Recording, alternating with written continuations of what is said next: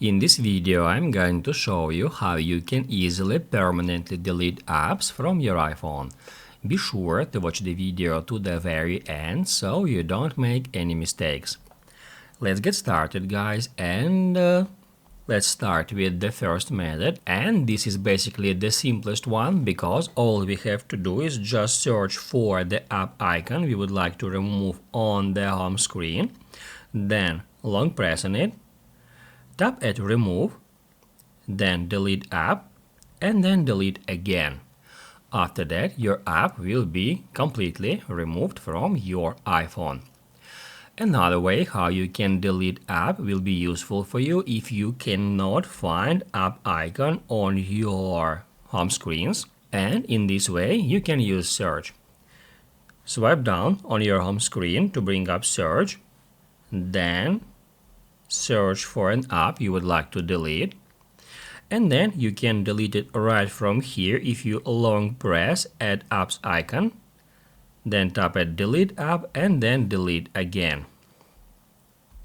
In this way, we can also delete app permanently from our iPhone. Another way is to do the same from app library on any iPhone running on iOS 17 and later. We can find app library if we swipe to the very right screen, which is called app library. Here we can find all our applications that are sorted by these categories, such as photo and video, productivity, other, finance, travel, and others. And here we can, in the same way, enter the name of the app we would like to delete, and then we can delete it in the same exact way by long pressing on it. Oh, sorry guys. To delete app from here, we need to long press. I'm going to show you.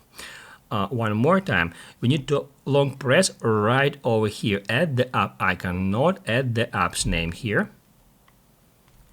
And then, if we tap at delete app, we'll be able to delete it from our device in the same way. As you can see, both of the app icons placed on the home screen has been removed.